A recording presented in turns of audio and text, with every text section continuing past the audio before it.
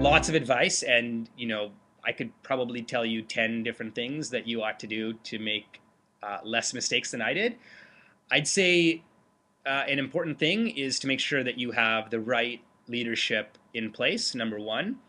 When we tried to scale it in Volver, we did it with a very, very light leadership team. And most decisions were made by myself or my co-founder and then carried out by the employees at the company. And in fact, even when we were 70 employees, I only had maybe 3 or 4 people in my management team. And some of those folks were, younger, more very bright, but less experienced people that had been with the company for a long time, and that I trusted implicitly and moved up, but didn't necessarily have the level of experience that I needed in a leadership team to help take the company from 70 employees to 500 employees. And I think that is absolutely key to make sure that you have the right people, the right leadership in the company. The second thing is also a people-oriented thing. It would be to make sure that you've really done a good job of communicating what the values and the culture are of the company. And I mentioned that earlier in the talk. I would talk a lot about the values and the culture, and I think I had an idea about what it meant in my mind, and I think a lot of people in the company did, but we never really did a great job of codifying it so that, for example, when you're hiring people, I always would want to make sure that I was touching and interviewing every single candidate, right, that came into the pipeline. And I wanted to do that because I felt that if I didn't talk to a candidate myself, doesn't matter what level they were, then I wouldn't be able to make sure they were a good fit for the company.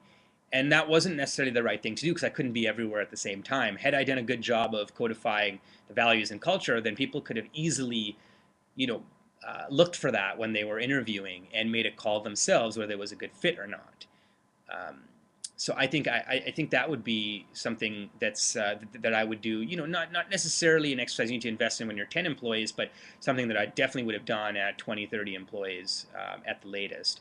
And then the last thing is to make sure that you have enough runway to actually execute your business. It doesn't matter how great the product looks or how much acquisition you're getting or who you have in your leadership team or what your culture and values are. If you don't have any money in the bank, you don't have a business, right? Cash flow is your oxygen. And so making sure that you have kind of financially designed your plan in such a way where you have enough gas to get to the next milestone,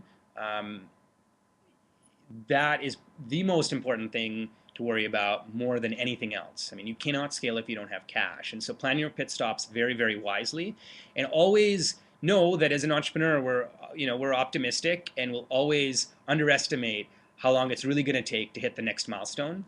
So you should always raise more money, than you actually think you need. So I, as just a very kind of broad rule of thumb, always try to make sure I have at least 12 months of cash in the bank, always, because with 12 months of cash in the bank, I know I have enough time to make a couple of mistakes and to run, to kind of, there's enough buffer where if it takes a little bit longer to make, the next milestone, that I have a little bit of room to do that, and I don't have to be so worried about, how much cash is in the bank, and ultimately have that kind of dictate how we make product decisions or customer decisions, which is not, the best place to be in.